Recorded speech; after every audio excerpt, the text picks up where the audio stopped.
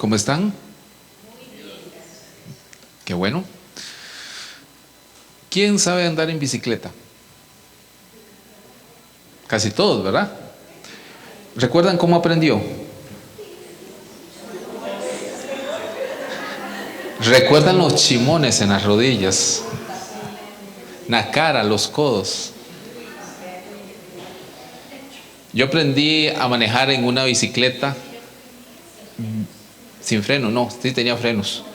Mi papá compró una bicicleta, yo tenía como 9 o 8 años, una cosa así.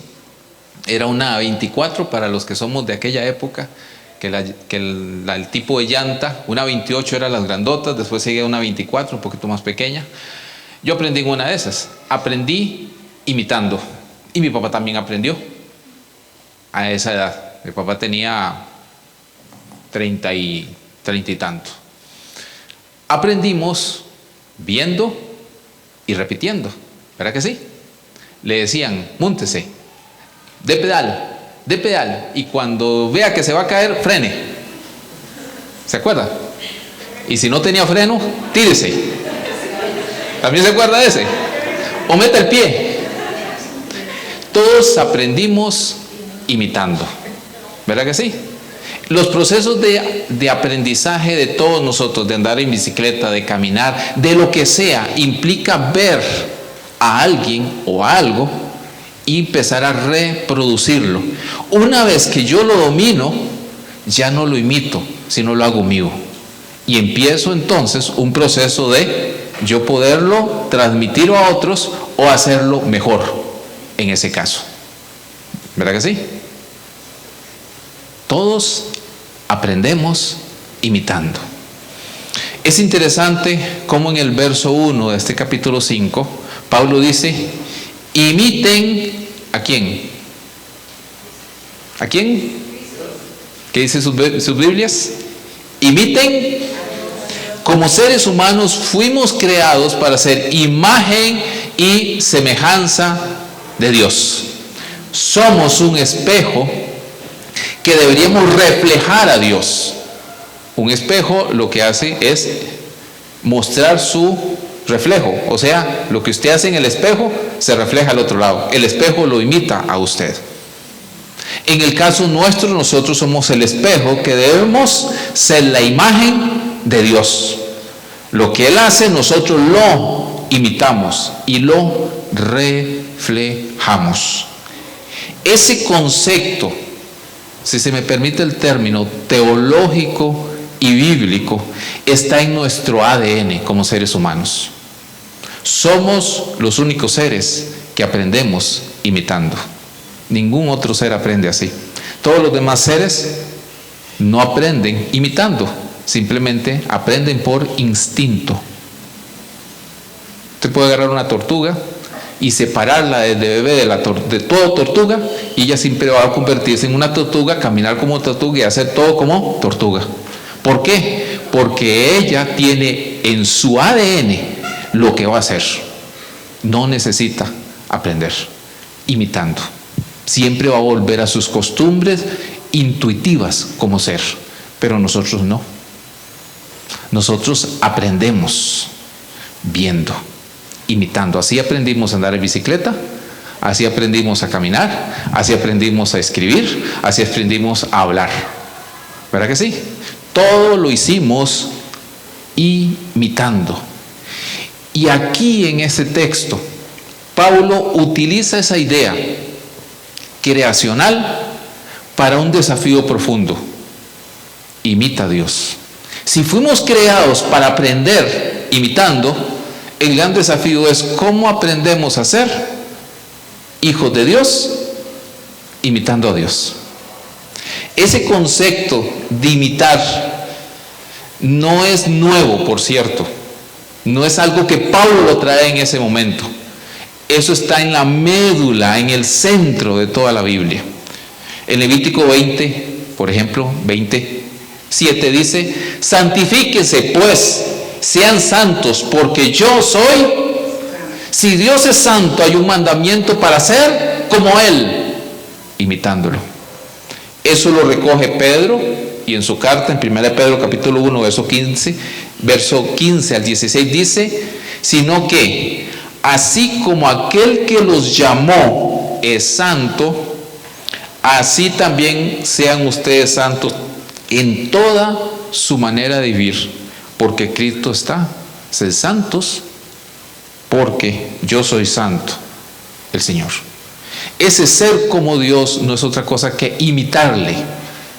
No somos de los que creemos que nosotros los seres humanos somos dioses en chiquito, como algunos falsos maestros han enseñado en la iglesia de Cristo. No, ese no es el concepto. El concepto es imitar a Dios, reflejar en nuestra humanidad a Dios, en lo que Él ha dicho que nosotros lo hagamos. El mismo Jesús lo dijo: tomen mi yugo sobre ustedes y aprendan de mí. Para aprender hay que imitar. Aprendan de mí, imítenme a mí, si se me permite una traducción libre. Imítenme a mí, que soy manso y humilde de corazón. Y por si acaso, ¿cuál es la evidencia de que estás imitando a Dios? Hallarás descanso para tu alma. El descanso de nuestras almas está en imitar a Dios, que es nuestro refugio. De no ser así, ¿por qué el mundo está tan turbulento? ¿Por qué el mundo está tan caótico? ¿Por qué el mundo está así como una pequeña acción y ¡pum! Una tragedia ocurre en Francia esta semana. Un adolescente, no sé las razones, no logro entender, pero es asesinado. Con o sin causa, no lo sé, pero desata un caos que sumerge a Francia en 4 días de turbulencias y de caos social. 4 días, si no la última noticia que tengo, y no hay manera de pararlo. El mundo está de caos. Más de un año, una guerra en Ucrania y Rusia. La guerra relámpago de Putin lleva 1 año y medio, con miles y miles de bajas civiles y demás. Miles, millones de personas saliendo de Ucrania. Y podemos seguir mencionando. Y aquí en nuestras tierras no somos la excepción. Vivimos en un caos. ¿Por qué? Porque hemos decidido no imitar a Dios. Por lo tanto, nuestras almas no tienen descanso y están tan turbulentas. Pablo, solo le estoy dando la idea de que imitar a Dios no es un asunto mío, es una idea impregnada en toda la Biblia. Y el mismo apóstol Pablo en 1 Corintios 4:16, por tanto, los exhorto, sean imitadores de mí. ¡Wow! Pablo le dijo: imíteme a mí en mi compromiso con Dios y seguir al Señor. Entonces, esto que está diciendo en Éfeso no es nuevo. Pablo simplemente lo retoma y lo lanza. En lo que viene diciendo, recuerden que la carta de Éfeso se puede partir en dos momentos. Una, que creo. 2, como vivo. La manera como yo creo va a determinar la manera como vivo. Si Dios me rescató, si Dios me llamó, si Dios me eligió, si Dios me dio su espíritu y me rescató estando muertos en delitos y pecado, me trajo a su luz, es para que viviera de una manera y no lo dejó a la deriva. A partir del capítulo 4, Pablo empieza a describir esa forma. El capítulo 5 empieza a ir cada vez más enfocado hacia dónde va. Eso lo va a resolver en el capítulo 6. Específicamente las relaciones sociales en el orden social de su época. Pero eso lo vamos a ver más adelante. Aquí en este capítulo 5 entonces se concentra ahora sí, cómo vive un discípulo de Dios. Lo primero que hace es imita a Dios. Imitar a Dios, por tanto, imiten a Dios en todo lo que hagan. Dice una versión que Por ahí, revise la Nueva Traducción Viviente. Imiten a Dios en todo lo que hagan, ustedes como hijos queridos de Dios. Ese concepto de ¿por qué yo debo imitar a Dios? Porque soy su hijo. Un hijo va a querer imitar a su padre o a su madre, normalmente. En lo bueno, aleluya, pero también en lo malo. ¿Verdad que sí? Está en el ADN de lo que somos. Vamos a imitar, y los primeros en ser copiados son los padres. Por eso los hijos necesitan papás, para aprender a vivir como un ser humano en un hogar. Obviamente yo estoy total y completamente en contra de las ideas progresistas contemporáneas que destruyen la familia, porque automáticamente nos van a destruir a nosotros y a las siguientes generaciones. Un hombre es un hombre, una mujer es una mujer, y un hombre y una mujer se casan y tienen familia. Punto. Todo lo demás, aquí Pablo le llama filosofía vana, engaño hueco. Eso lo vamos a ver más adelante. Pero entonces nosotros como hijos de Dios hemos de imitar ¿a quién? A Dios, que es nuestro Padre. ¿Ven por qué razón Jesús presentó a Dios como Padre? Porque inmediatamente aquí Pablo lo recoge y lo dice: si Él es el Padre, entonces ustedes son hijos. Ustedes son hijos de un Padre. Imítenlo. Imítenlo. ¿Vea qué sencillo? Si usted me pregunta a mí qué significa ser un cristiano, yo se lo voy a responder en una sola frase: aprender a imitar a Dios. Eso es todo. De ahí en adelante todo lo demás debería ayudarme a eso. Venir a la iglesia debería ayudarme a imitar a Dios. Ser discipulado debería ayudarme a imitar a Dios. Leer las escrituras, vaya, ¿cómo voy a imitar a Dios si no lo conozco? Las escrituras me ayudan a conocer a Dios. En las escrituras encontrarás quién soy yo, dijo Jesús. Ellas dan muestras de quién soy yo. Bueno, entonces voy a las escrituras para conocer a mi Padre, para así imitarlo. ¿Cómo voy a imitar a algo que nunca he visto, que no conozco? No se puede. Se imita aquello de lo que se ve, aquello con lo que yo mantengo una estrecha relación. Si no, no. ¿Por qué cree que yo hablo español y no inglés? Porque mis tatas no hablan inglés. Por esa razón. Si mis padres hablaran inglés, les aseguro que yo también hablaría inglés. ¿Por qué razón? Porque hay un asunto de que se reproduce aquello que se relaciona.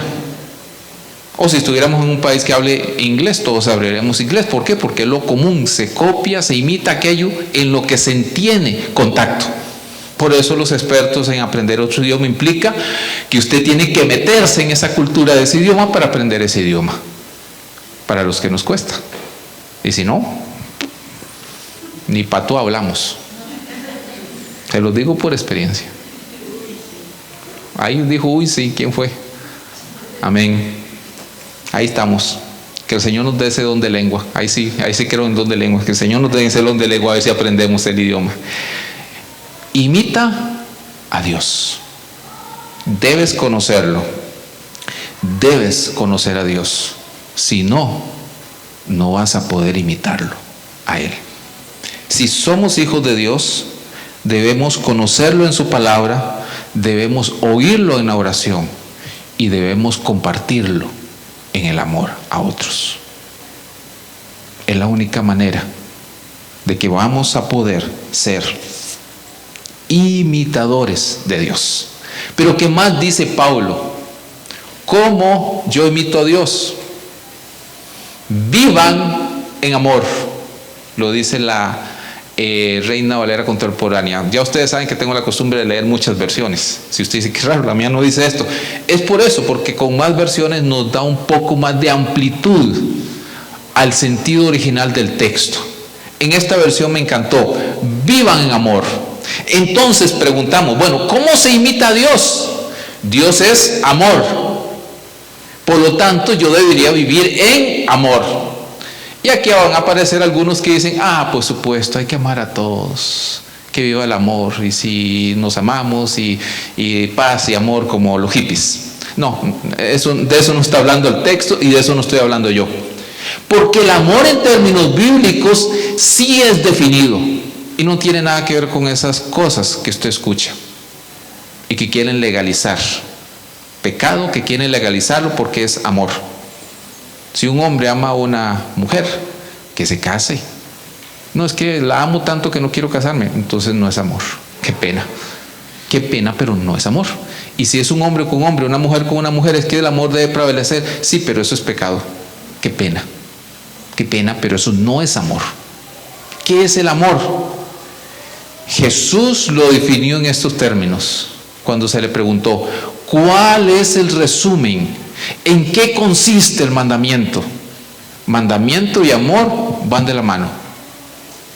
Por eso, amar rompiendo un mandamiento no es verdadero amor, es lujuria, es pasión, pero no es amor. Tienen que ir de la mano. ¿Cuál es el gran mandamiento? Y Jesús respondió, y ustedes se lo saben: y amarás al Señor tu Dios con todo tu corazón, con toda tu alma, con toda tu fuerza y con toda tu mente. Y algunos deseáramos que dijera amén y ahí se terminó la historia, pero no. Y a tu prójimo como a ti mismo.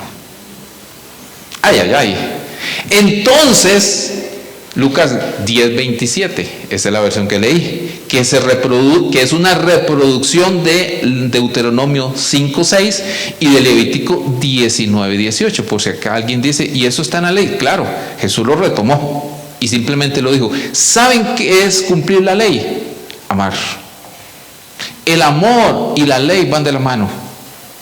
No se puede amar y romper la ley, y no se puede cumplir la ley y no amar.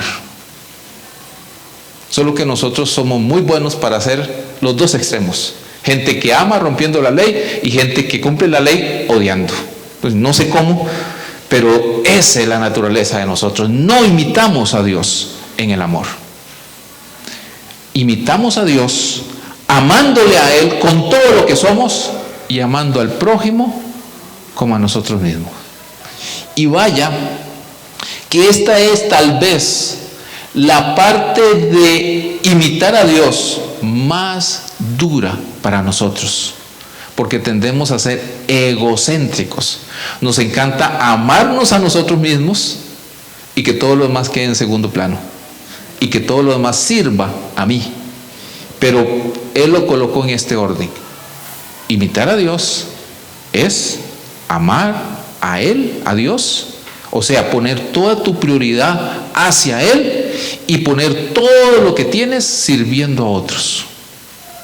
Amar al prójimo y a Dios es en esencia el resumen de la ley. Y es en esencia imitar a Dios. ¿Por qué? Si usted sigue leyendo su Biblia, se va a dar cuenta que Cristo dio el ejemplo. Cristo vino a cumplir una obra que implicaba cómo ser un ser humano a la altura de lo que Dios quería. Por eso Él no vino si usted puede ver la historia de Jesús y leerla, usted se va a dar cuenta de algo. Aunque era Dios, nunca usó su poder como Dios para sí mismo. Nunca. Absolutamente nunca. Lo hizo solo para otros. Resucitó muertos, pero Él no se resucitó a sí mismo. Usted sabía muy bien que Jesús no se resucitó a sí mismo. Él resucitó. El Padre lo resucitó. Él no se resucitó a sí mismo, pero sí resucitó a otros. La Biblia dice, tuvo hambre, pero le dio de comer a otros. Interesante. Sanó a otros, pero cuando lo estaban azotando, Él no se sanó. Defendió a una mujer que iba a ser apedreada, pero cuando Él estaba ante un juzgado, no se defendió. Interesante. Él fue el ejemplo de lo que significaba amar a otros, al punto de ir a la cruz. Él es, en esencia, el modelo de lo que significa imitar a Dios y lo que significa vivir en amor y de lo que significa ser un hijo de Dios. Por eso hay 4 evangelios, para que nos quede bien claro cómo era. Si alguna vez te preguntas, ¿y por qué 4 evangelios? Mire, es que nos cuesta, mis queridos hermanos, a nosotros nos cuesta. Así que los evangelistas dijeron, mejor 4, por si acaso, por si no entiende con este, está este, si no entiende con este, está este. Y por un, si acaso, aquí salió Juancito. ¿Ok? Si alguna vez se pregunta a usted, ¿por qué razón 4 evangelios? Ya la sabe. Nuestra testarudez de corazón y que nos cuesta. Ahí está, 4, para que no le falte, para que tenga bien claro qué es lo que significa imitar a Dios. Seguir el ejemplo de Jesús. Si usted me dice, uy, hay que ser como Jesús, o sea, hay que ser como Dios, imita a Jesús. Pero Él era Dios, sí, pero Él en su expresión humana, en su tiempo en la tierra como ser humano, en ese momento que vivió, Él vivió en todo, igual que usted y que yo, menos en una cosa: el pecado. Todo lo demás fue exactamente igual que usted y yo. Tenía sueño, se cansaba, se molestaba, se ponía molesto por algunas cosas, pero no pecó. Así que molestarse no es problema, ¿ok? Enojarse no es el problema. El problema es que nuestro enojo nos lleva al pecado. Él mismo lo dijo, que el sol no se ponga sobre tu enojo. Ay, caramba, y a veces nos da tiempo y seguimos enojados. O sea, el enojo no es el problema, porque Jesús se enojó. ¿Sí? El problema es la manera como yo actúo para con otro, con mi enojo. Ese es el problema. Si yo permito que ese enojo me lleve a cometer un acto que violente la ley y por lo tanto no ame a otro. Vean que toda la ley, todos los mandamientos están dirigidos a una dirección: proteger, cuidar y amar a otros. Haga un repaso de la ley: no matarás, el amor a la vida. Ese es el amor a la vida. No robarás, el amor a la propiedad de otro que no me pertenece. Y usted sigue ahí, usted sigue y va a ver que todo se puede resumir en el amor. Pero un amor centrado en acciones concretas, no en emociones. Que está bien las emociones, pero las emociones no van primero. Las emociones siguen a la obediencia. En ese caso, primero obedezco, en medio de ese proceso aprendo. En ese caso, Jesús nos dio ese ejemplo. Debemos imitarle a Él. Permítame entonces, a la luz de esto, hacer una pequeña redefinición sobre algunos conceptos. 1. ¿Qué es santificación? Aprender a imitar a Dios. Todos nosotros somos expertos en imitar algo. Se llama pecado. Todos los seres humanos desde pequeño es tan fácil, tan rápido aprender lo malo. Se pega. Es como un cáncer, como una enfermedad. Se pega así de rápido. Santificación es el proceso de la obra del Espíritu Santo en nosotros que nos ayuda a amar, a imitar lo que Dios ama y odiar, rechazar lo que Dios rechaza. Si usted alguna vez habrá preguntado, ¿qué es eso de ser santo? Es aprender a imitar a Dios. Es como agarrar un espejo y pulirlo. Al principio no se ve el reflejo bien, entonces hay que irlo puliendo hasta que ese reflejo sea perfecto. Te tomará toda esta vida y aún así te falta una pulidita más al final de tu vida: la muerte. La muerte es la última pulida sobre tu naturaleza y la mía para entrar a la eternidad en Cristo, si hemos vivido en Cristo. Así que la muerte no es mala. La muerte realmente es el fin de esta etapa de vida para una nueva etapa de vida en eternidad con Él, sin el pecado, porque el pecado no pasa a la muerte. Aleluya. Así que no hay que tenerle miedo a la muerte.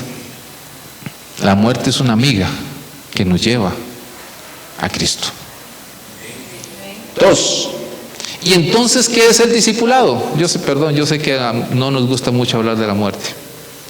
Esta sociedad no gusta hablar de muerte, pero mis queridos hermanos, es inevitable. Es inevitable. Tenemos que hacerlo. Y sí, la Biblia tiene un claro concepto de la vida y de la muerte. Está en las manos de Dios. está en las manos de Dios, no en sus manos ni en las mías, está en las de Dios. Así que el tiempo que hasta ahora nos ha permitido vivir Dios es un tiempo de agradecimiento. Hasta aquí me ha permitido vivir a mí 48 años y 15, 16, 17 días. Y doy gracias a Dios por eso. Y espero que me dé otros 50 más. Algunos dicen, ay, no tanto. Yo sí quiero que me dé tanto. No sé cuántos me dará, pero al fin y al cabo, una oración como esa me parece que no está mal, siempre y cuando sea para servirle a Él, en ese caso, en esta vida o en la siguiente. Y entonces, si la santificación es eso, ¿qué será el discipulado? El discipulado no es otra cosa que un proceso donde aprendemos de otros, donde aprendemos con otros, donde compartimos con otros, juntos, imitando a Dios. El discipulado es un proceso de aprendizaje mutuo, donde yo le ayudo a usted, usted me ayuda a mí, nos ayudamos juntos. ¿A qué? A imitar a Dios. Porque se imita a Dios en comunidad, no de manera individual. ¿Por qué? Porque está el concepto de amar al prójimo. Y para amar al prójimo, adivine qué, hay que compartir con el prójimo. Si no, no se puede amar al prójimo, con el cual no compartes, con el cual no vives, en ese caso. No me venga usted diciendo, sí, yo amo al prójimo, aquel que está necesitando allá en Heredia, que pasé hace 3 meses y le di un poquito de moneda, llame al prójimo. No, está bien, ayudó generosamente a él, aleluya, qué bueno, felicidades. Pero el vecino de la par, al que vive en tu casa, al hermano, a tu compañero de trabajo, a aquel que, ya usted sabe.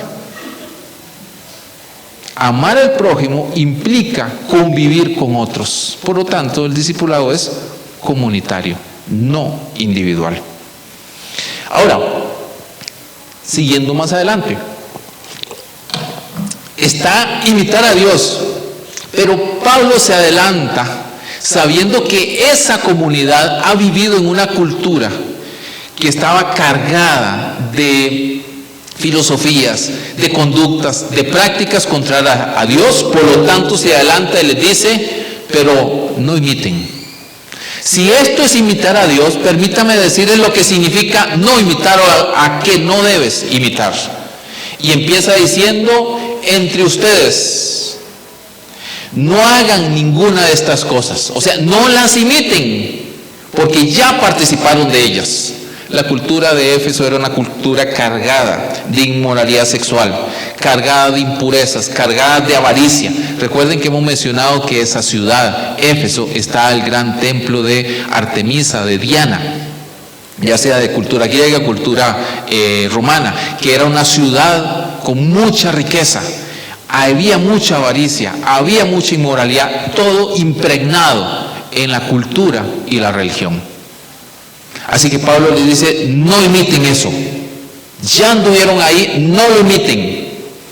Y empieza a describir que no imiten las inmoralidades sexuales, que no imiten la forma grotesca de hablar, que está cargada de necedad y grosería, como lo dice en esta versión, los cuentos obscenos, las conversaciones necias y los chistes groseros.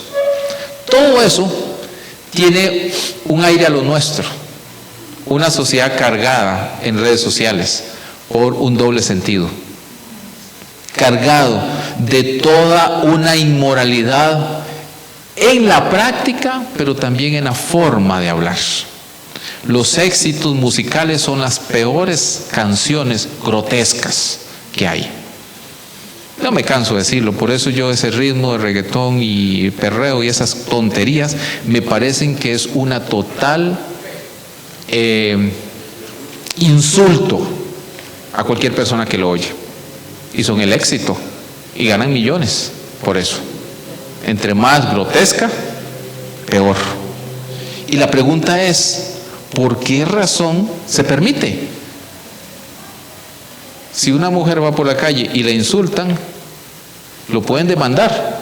Pero si escucha a uno de estos cantantes decir estas groserías, y van a los conciertos y pagan un montón de cosas. Aquí no hay una advertencia.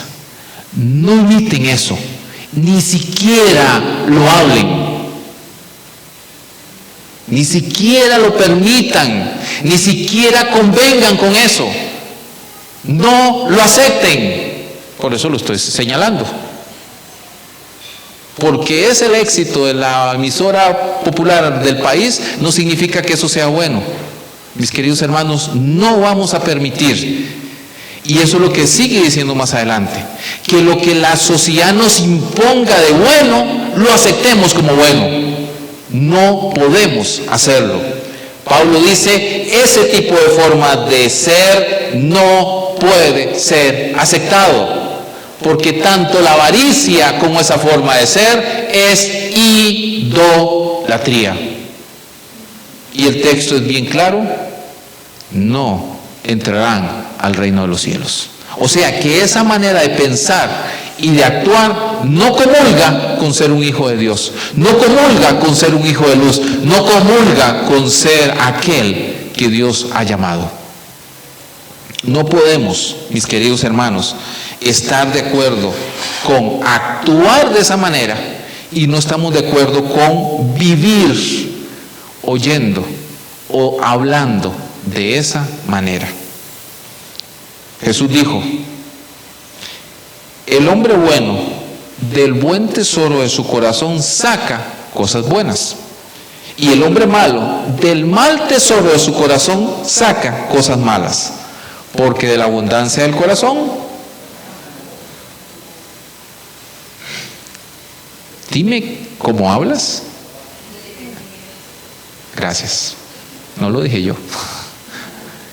Y te diré quién eres en tu interior. Yo aprendí muy pequeño, tal vez no de una manera muy cristiana, mis padres no eran cristianos en esa época, pero aprendí de muy pequeño a que no debía imitar algo que en mi casa era intolerable: las malas palabras.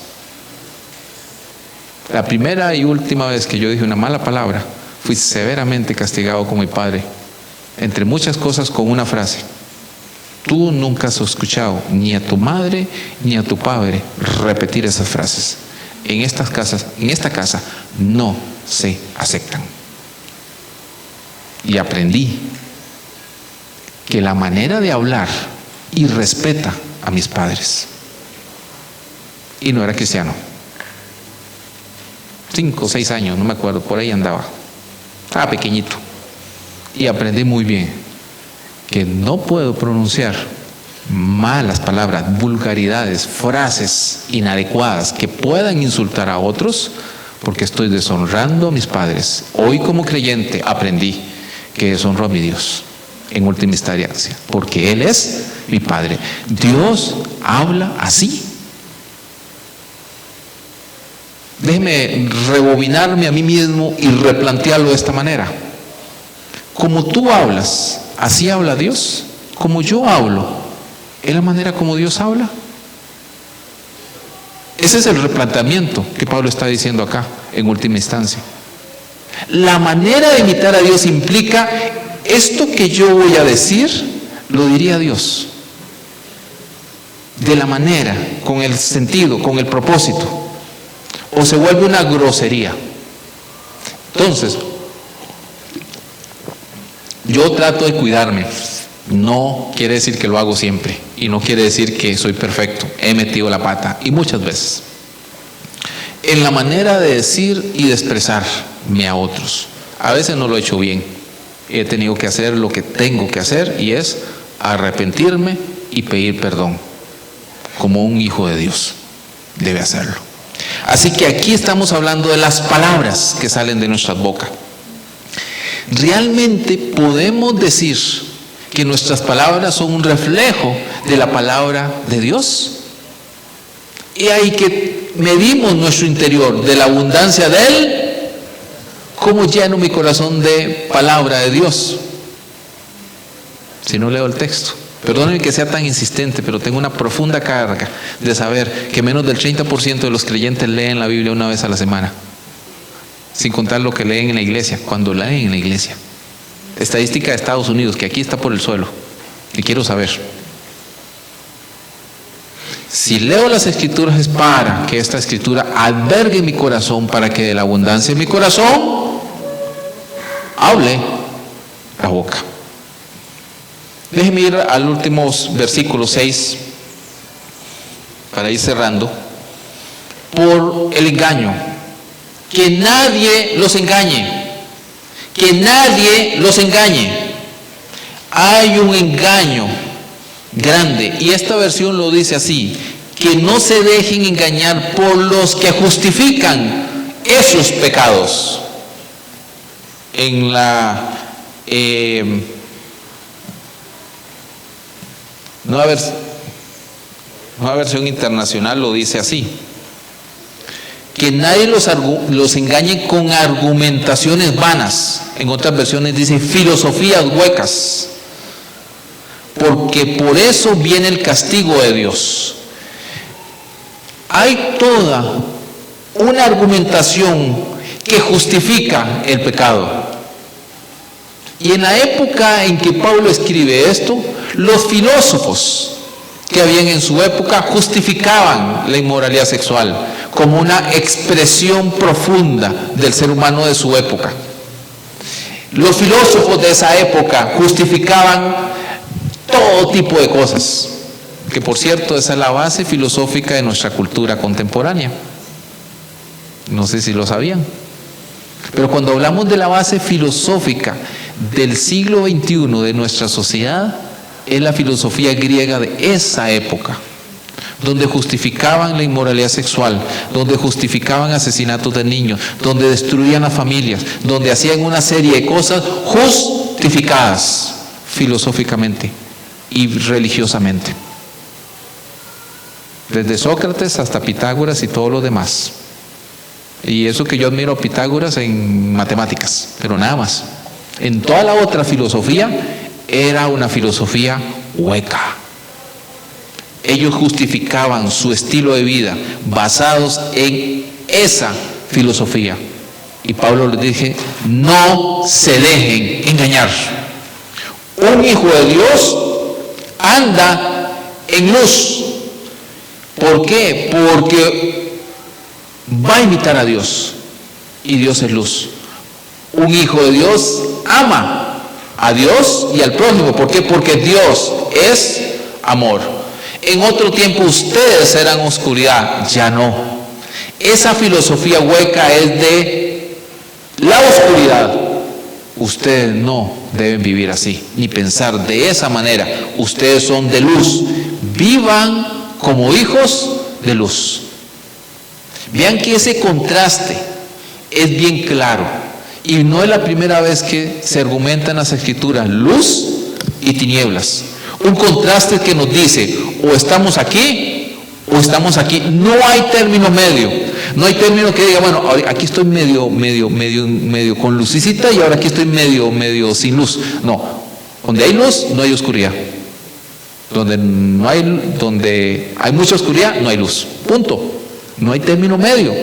En cualquier lado donde usted enciende luz, automáticamente se disipa la oscuridad.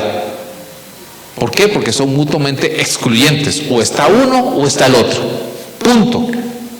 Ese contraste es el que Pablo trae acá para cerrar esta sección y decir: si realmente quieres imitar a Dios, si realmente eres hijo de Dios, tienes que ser luz.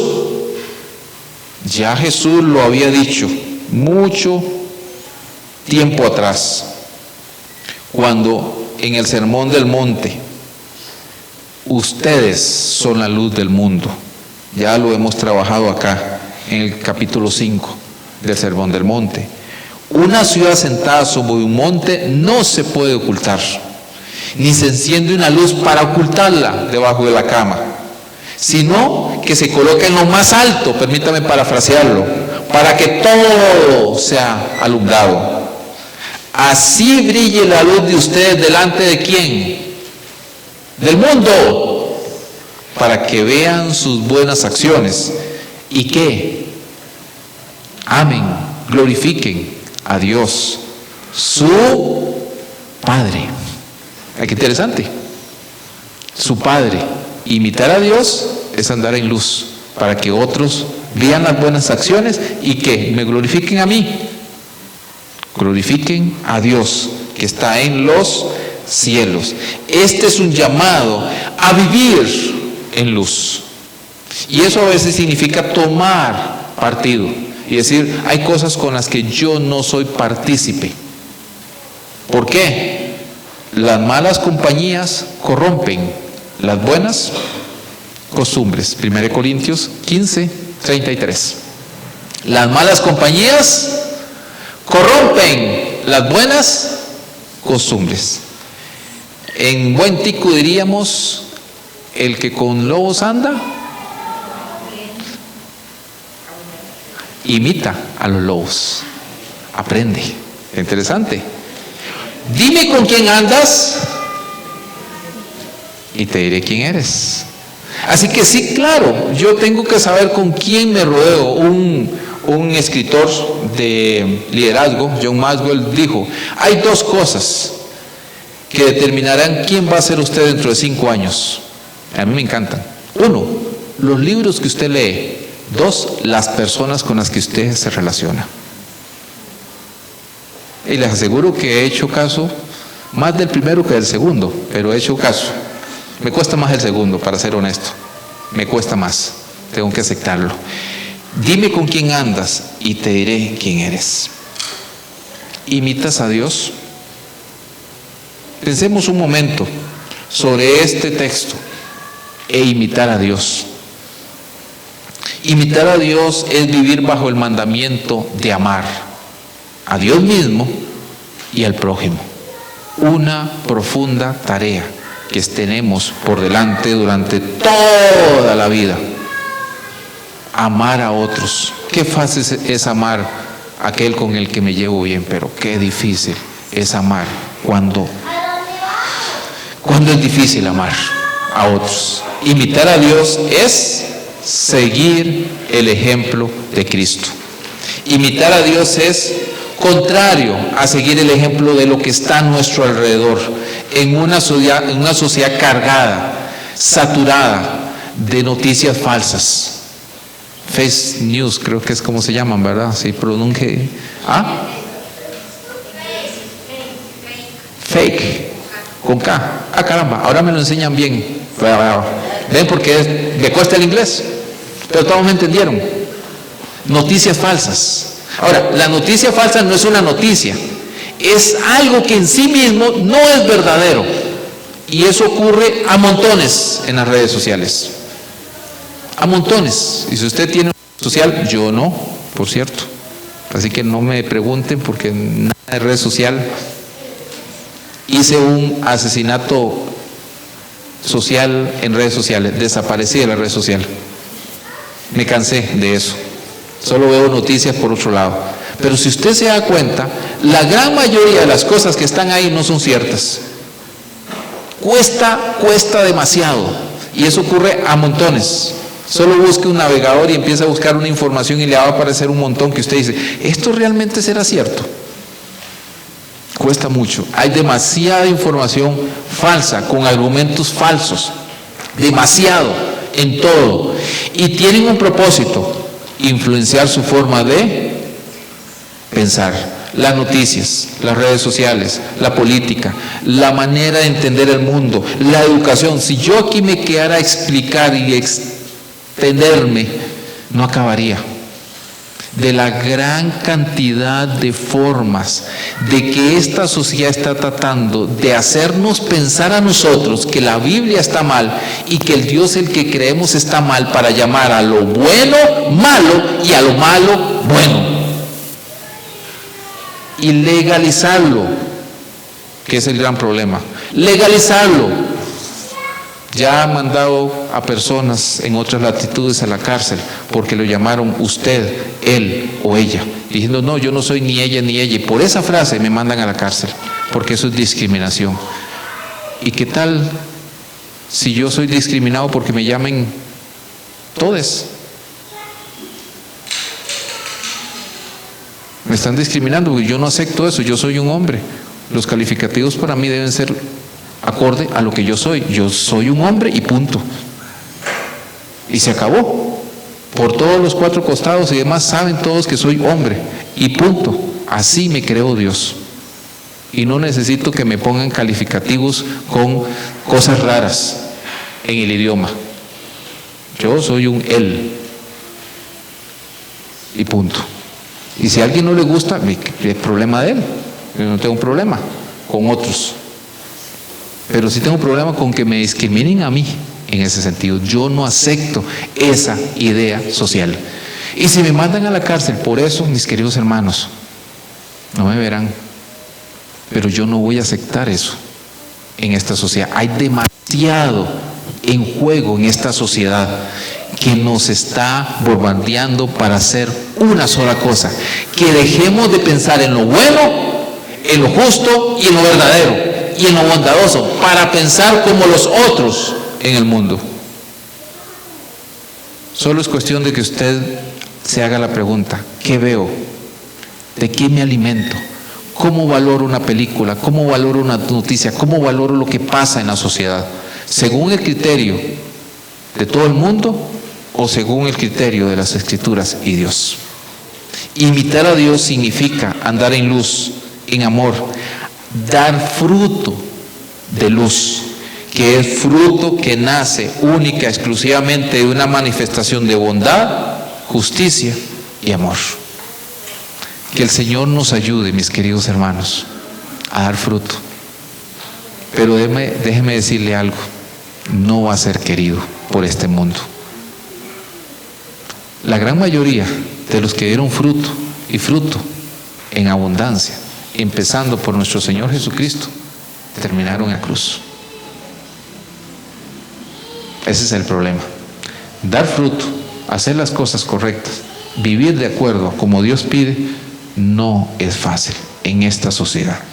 Pero la pregunta es: o voy a vivir como el mundo lo dice, o voy a hacer todo mi esfuerzo para imitar a Dios y seguirle a Él. Amén. Oremos. Señor,